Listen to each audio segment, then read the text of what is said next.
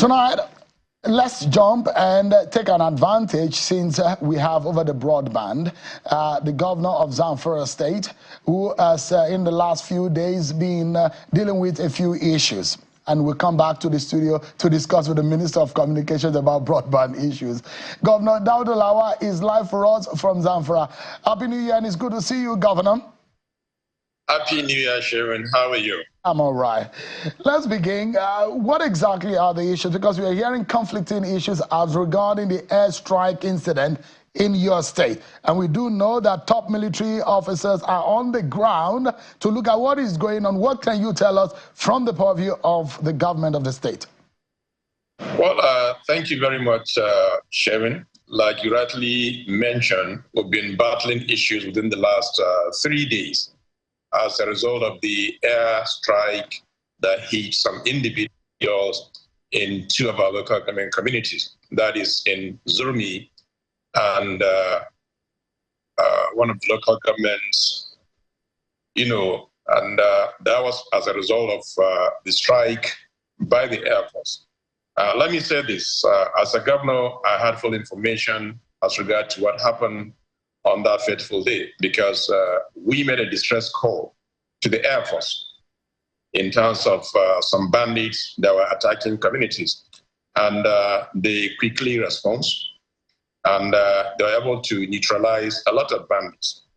However, on the second time, when we made the same report, the same Air Force came back. Unfortunately, as at that time, there was some, what we call the CPG and some of those communities that also came to rescue those under attack.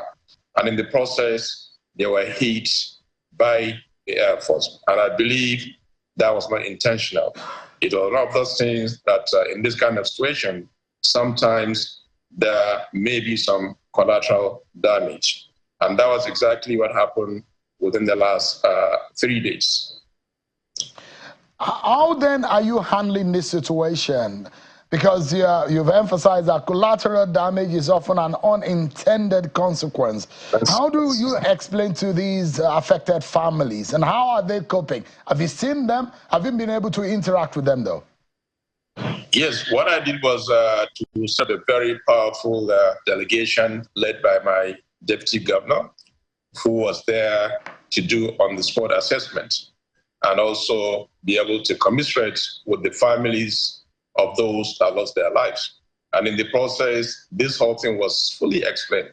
And they quite understood that it was not intentional. It was in the process of fighting these bandits, they were struck. And they fully understood. But the good thing also, the Chief of Air Staff have set up a committee, a very powerful committee that came to Zamfara yesterday, first to commiserate with the state government as well as the people that were affected. And they also went there yesterday to do on-the-spot assessment to see who and who was involved and what happened in order to guide against future occurrence of such attack. Now, let's look at the area. One will imagine that the operation in that area was specific and perhaps targeted. What would you say that the area looked like? It can give one an imagination of what was on the mind of the operatives and perhaps the error that happened there. Is that an enclave of these insurgents or these bandits? Well, Sherwin is an area where I can say those bandits hibernate. And that is an area we have constant attack from this bandit. That is around Zurmi and very close to Maradi. It's between a border of Zurmi local government and Maradi local government. And it's not a very, very clear area, because of the nature of the terrain. It's a hilly environment. And therefore, in most cases, looking at how they operate the Air Force, it would be very difficult from that far to determine who was actually there at the point in time. And that was exactly what happened. And like I said, it wasn't intentional. And we have to deal with the situation as it is. And we truly commiserate with the people of that area. And we had fully explained what government is doing in order to secure their life. But in the process, mistakes do happen. But the most important thing is, what do we do to guide future occurrence of such? And that is exactly what the Air Force are doing in conjunction or in relationship with the state government. And it's an ongoing process as we speak. Now, there will be definitely fears, and those who are near or far to these communities would then have some fears, because when they're, and these are people who are perhaps going about their normal daily innocent activities, and then they are affected. There are those who will believe that maybe civilians are not safe. The question here will be, were you aware that there was going to be a strike on operation of the military before this happened? I was fully informed. In fact, I was the one that called the Air Force to inform them of the bandit attack in that community.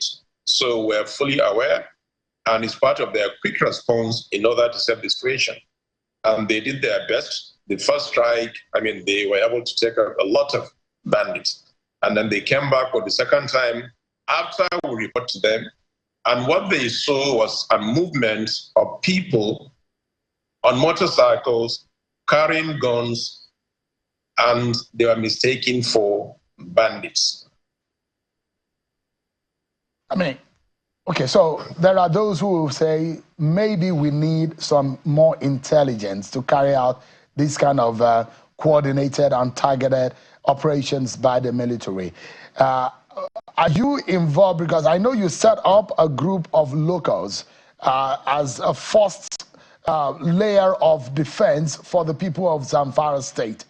Is there a synergy with the local security initiative that you set up and the joint task force or the military in general? Is there kind of synergy? Do they work on the same template? Do they have perhaps some digital way of coordinating some of this offensive? Sharon, part of the successes we are recording today in terms of this fight against banditry is because of the synergy between the military as well as the state government and the community protection guard that are the first line of defense that was set up sometimes last year by my administration. So yes, there's a complete synergy between the CPG and the armed forces, or rather all the security agencies that are operating in Zamfara State. And like I said, we made this distress call because of the attack of certain communities, and the Air Force responded quickly. In the process, yes, certain communities were hit, which was not intentional. And we are looking at the situation so as to guard against future occurrence of this kind of event. It wasn't just civilian, it was the civilian JTF. They were hit. They were mistaken for bandit. And it was within the same area that they struck the first time. Those people actually came to rescue those under attack. That was what happened, and that was the incident that took place. Tungakara is not far from some of these farming communities. And I do know that you have taken up an initiative for agriculture in Zamfara State. My worry is the impact on these on harvest. What are you doing immediately to salvage the situation? No. I mean, we're busy around the state, not just in one local government. Almost in all the local government, we provide security agencies to take care of the farmers who are harvesting their crops. And they are doing wonderfully. I can say that the security situation in Zamfara has improved drastically. What I want is to maintain the tempo so that this thing will become history within the shortest possible time in Zamfara State and part of northern Nigeria. I know that yourself and some of your colleague governors have submitted your propositions for state policing. Now, in your mind, if you have your way and if you have the powers or the 100% power to protect the citizens of Zamfara, what would you do differently?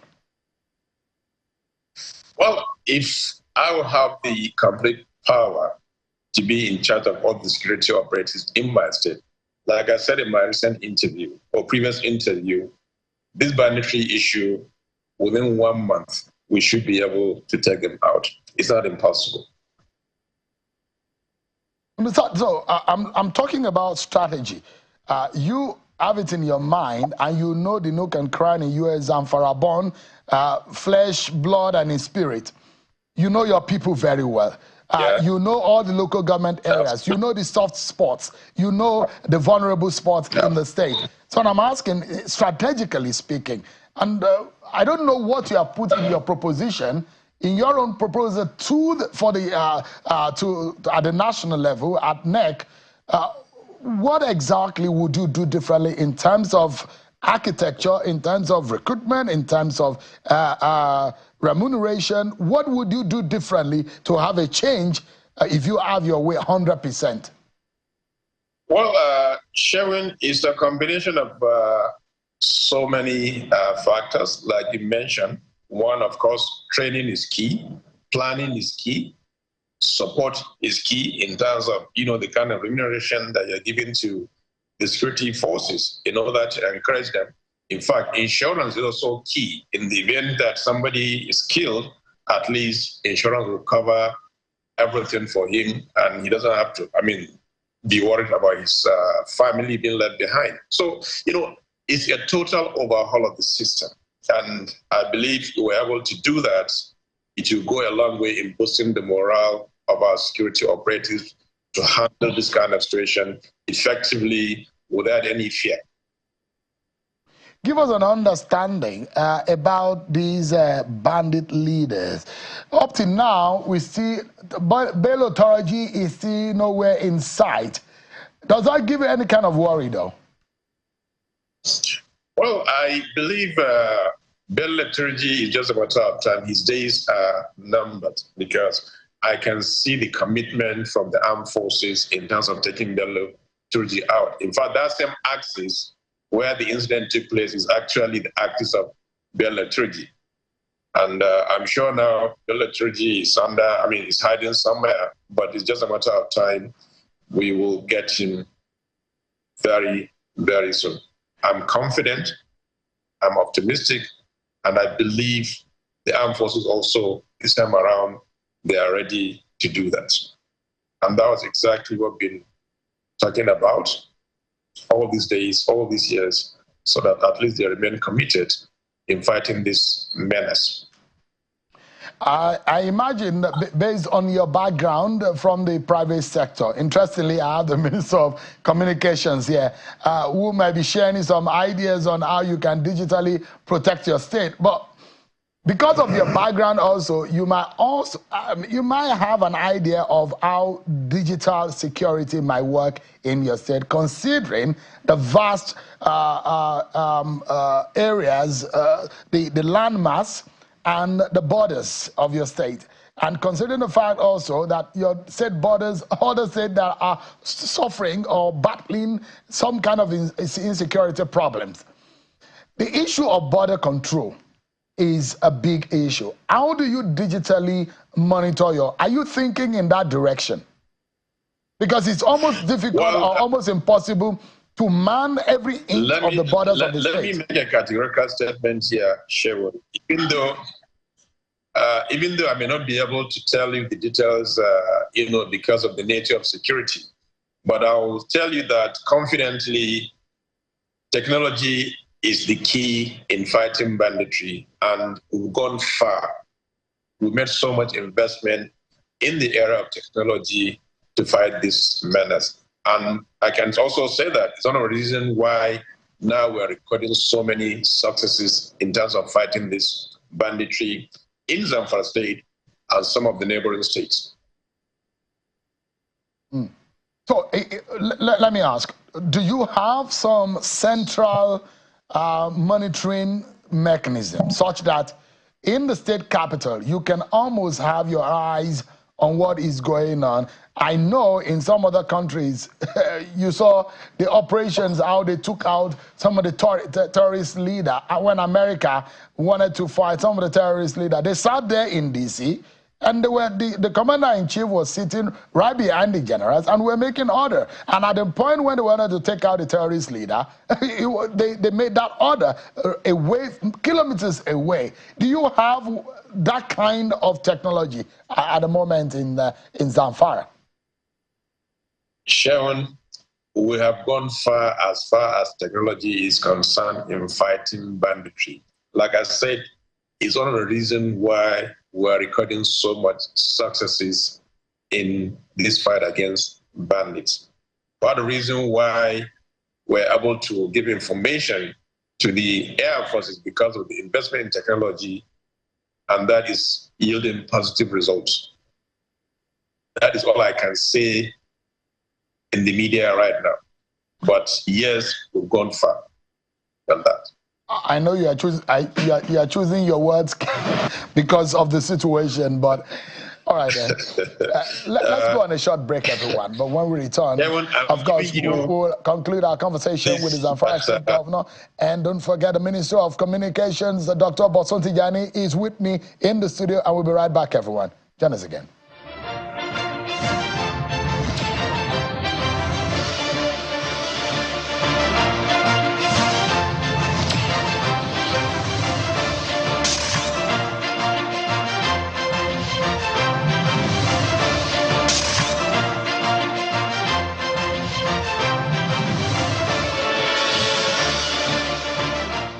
Thank you so much, everyone, for staying with us. The governor of Zamfara State, Governor Lawal, has been speaking with us.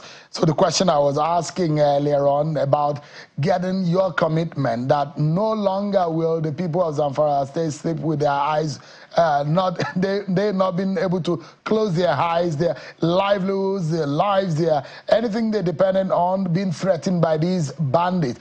And perhaps how much of this technology and digitally aided equipment can help protect them. That's the kind of commitment I thought that you were going to give them tonight. Are you able to do that, Governor? Well, Cheryl, let me confirm this to you that we have invested so much in the era of technology in fighting banditry. And as I said, part of the success we are recording now is because we invested so much in the era of technology. And I can assure the people of Zamfara State, very soon they should be able to go to sleep with their two eyes closed. It's an ongoing process, and we are fully perfecting the system as far as technology is concerned. Let me ask you quickly, what did you capture in your proposal, in your state policing concept? What did you capture? Can you give us an insight into that? No, when you say capture, what exactly are you talking about? What was your own proposition? What is Zamfara State's position on state policing? No. We're actually in support of the state policing.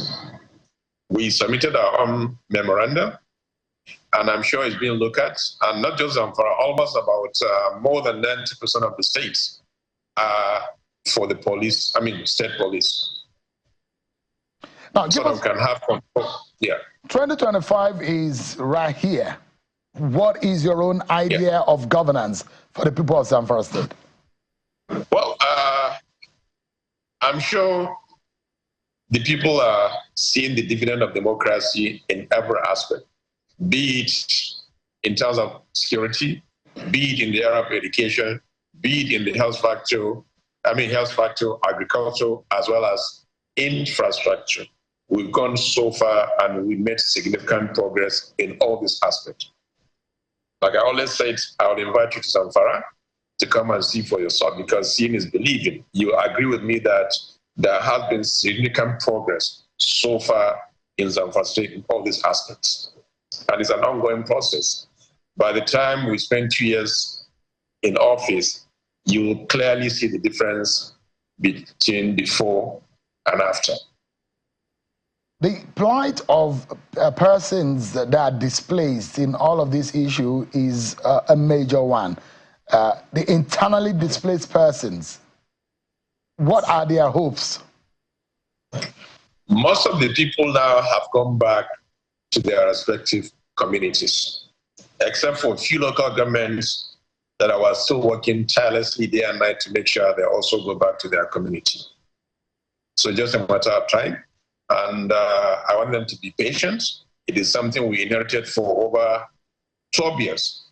But thank God now, things are changing for the better in Zamfara State. Governor Dauda Lawal, thank you so much. It's also a day that we are remembering the fallen heroes, those who have fought gallantly on the front lines to protect our nation. Do you have a final word for some of them and their families? Yes, I was there today to commiserate with people that lost their lives in the process, and I also made a commitment of support for the family of our fallen heroes. I will also continue to give assistance to the current armed forces, and that is the way forward. We are really concerned about their welfare, and I believe this will go a long way in helping their situation. May their soul rest in peace. Amen.